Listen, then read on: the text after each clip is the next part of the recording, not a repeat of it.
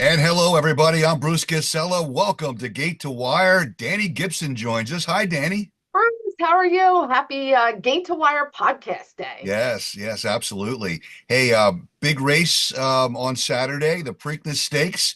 What were your thoughts? Oh, look, it has been no secret. Dick and I have been so high on journalism. I still think if the Kentucky Derby was rerun, I think he gets the win with a better trip in the beginning of the race. Look, he was not going to be denied that win. I wasn't in love with Umberto's ride. I felt like he took a lot of risks staying on the inside. I felt like he rode him kind of similar to how you would ride a turf horse, perhaps. Um, but I know split second things happen. But hey, the best horse prevailed. Heartbreaker for Gosger that looked like he was home free, and just a really exciting race. And I truly believe journalism is our top 3-year-old, taking away nothing from sovereignty. Well, I didn't see where the jockey had room to get out from that rail. I mean, I looked, there's a wall of horses the whole entire race. I mean, I don't know how, I mean, he had to work some magic and he did, but I didn't see Well, where the he could horse get took out. him out. He didn't do it. The Yeah, horse did. what a brave horse that was. Very brave. I had Sandman Yeah, as my first and second horse, so Gosker kind of messed me up with that one. Sandman ran great. I mean, coming off just 2 weeks rest, I don't think that was, his preferred distance. But he really showed up, and it's been a lot of fun to get some of the Gen Z involved with Griffin Johnson, the big influencer, and Metallica. I'm such a big fan of Metallica, and I love the song Enter Sandman. So the whole thing's been awesome. Speaking of Gen Z, how about our man jockey Ramon Moya? Yeah, look, he's been taking fans on a ride with his Ride with Ramon TikToks and videos. He's starting to get recognition on the big stage here in horse racing. And great article on him on the Pollock Report. And I think people just love it. They love getting right on the horse with him. The good point of view. And he's a great ambassador for not just horse racing, but locally for Parks, Monmouth. He's a good guy. He's a great message and a good personal story. Hey, how was Preakness Saturday? We had a packed house here. It was similar to Kentucky Derby Day. The families came out and enjoyed the casual bettors, the casual fans. It's great to see people enjoying, horse racing here in the park, having barbecues with their families, the bands. I saw some people looking in on the Smarty Jones exhibit, which was pretty cool, and just a great day of racing. And we're going to have another big day on Belmont Day at Parks. The Basset Hounds return to Parks. That's always fun. Bark in the park. And I know Joe Wilson has a lot of fun, and John Shirley won't be here, but they have a lot of fun chasing those things around. And they're not very fast, but they're awful cute with their long ears. Annie, before we bring in Frankie Pennington, tell us about what the most important race of the Yep. weekend was at the Big A, and tell us why.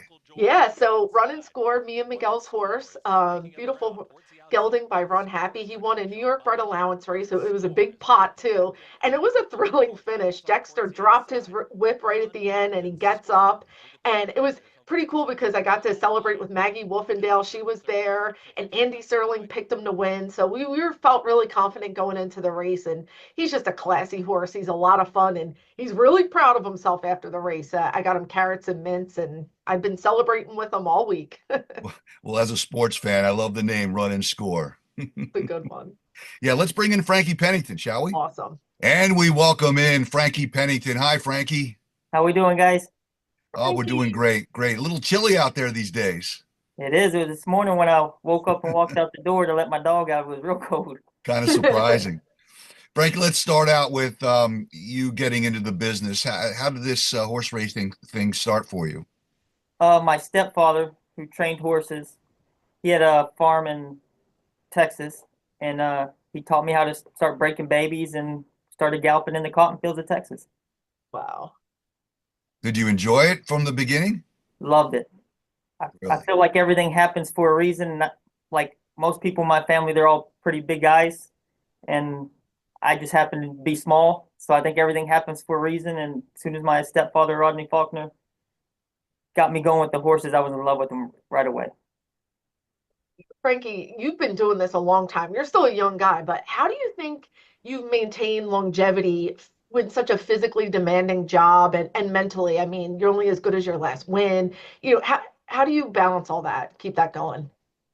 You really got to have a strong mentality in this game because I feel like this is one of the only sports games that you can leave today and feel unbeatable. Then the next day, you might have 4 or 5 that you love, and they all run bad, and you feel like the bottom of the totem pole. So you really got to have a strong mentality to mentally to stay to keep going. One time I heard a fan say something to you after a race and a bettor, and he was yelling at you. I think you ran second or something, and I'll never forget. You looked right at him. You're like, "Do you think I go out there?" Or maybe you came in last, and you said, "Do you think I go out there and this most dangerous job to not win?" Like I remember you said it just plain as gold to him. Yeah, it does. Gets us because I mean, every one of us are riders are trying so hard. We're risking our lives, and we want to do good. And then, I understand bettors get upset because not every horse that they bet wins. But listen, we're out there. We want to win just as bad as you do. Yep.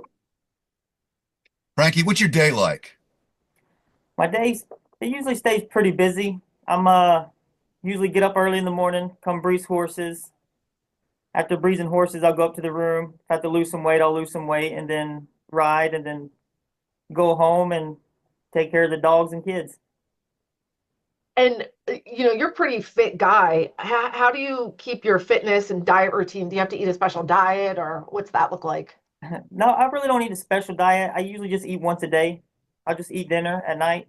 But my problem is snacking. I think that's what gets me. I'll eat my dinner, then I'll lay in bed, and then I start getting hungry, and I'm like, oh, let me eat some sweets, and then I end up eating too much. It always gets me. What's your favorite food? My favorite food, Your last meal. What are you going to eat? mm, probably some home barbecue ribs. I love barbecue ribs. Well, that's coming from Texas, I'm sure. Yeah, I guess you're a big Cowboys fan, huh? I'm a huge Cowboys fan. Did you play sports growing up at all? Yeah, played baseball, football, basketball, track. We did everything. Do you still enjoy sports? Do you watch other events that other than horse racing? I mean, my biggest favorite sport's obviously horse racing. I do watch the Cowboys when they play, but last year it only seemed like I was only watching half the game. So How about the Cowboys facing the Eagles on opening day? I know that's crazy. That's going to be a good one. It's gonna be real good. What's it like? You've ridden in some really big races. How do you get ready for a big race? Do you try to treat it like just a regular race? Do you study? Like, how do you get ready? Yeah, you treat it like a every other race, but I definitely focus on. I'll watch replays of the other horses, my horse, and try to see where my horse. Try to picture in my mind where my horse will be, and watch the races previous to see what's best position, what horse path to be on for be better for me and the horse. Frankie, let me ask you about the Preakness Stakes. Did you get a chance to watch it? Yeah, amazing race. What did you think about that? About Rispoli and trying to get through there, and that horse was very brave. What did you think about the race? I think it was a bold move, and I think like at the moment, like when he went in there and it got obviously Flavian, he has to do his job and horse ride, but it got pretty tight and sketchy in there. But I tell you what, that horse is unbelievable. Once he got through and to make that last run like he did to get up for the win was pretty amazing. That was crazy. I know Rispoli's getting a little flack, but at the end of the day, they're split second decisions, right?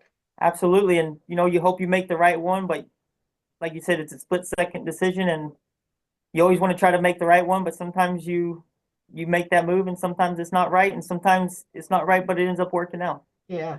You connect. You could tell you're a true horseman. You look so comfortable up there. How do you get a rapport with a horse and trust when you've never ridden it? You only have a few minutes in the post parade. Do you have any tricks or anything that you do? I usually try to fill them out because you can usually tell with certain horses, like as soon as you start jogging them or going to gallop, like you can when you're grabbing them, see Yeah.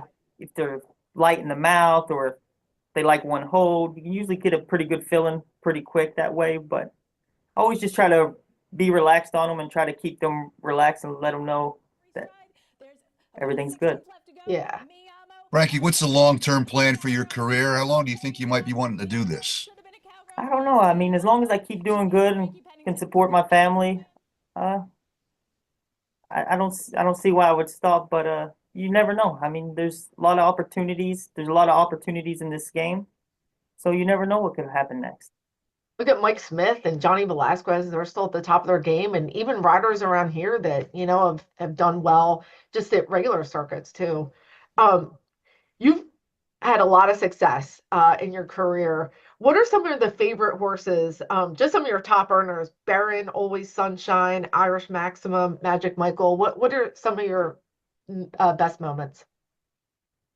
I mean, Irish Maxima when she went in New York, the Grade 3, that was awesome, and the owners being there with his family and everybody was so pumped up, and you just tell it's like a close knit group of people, and when you win for good people like that, it just makes everything really, really special. Well, Frankie, thanks for coming on with us. I appreciate it. Dan, do you have anything else you want to ask Frankie?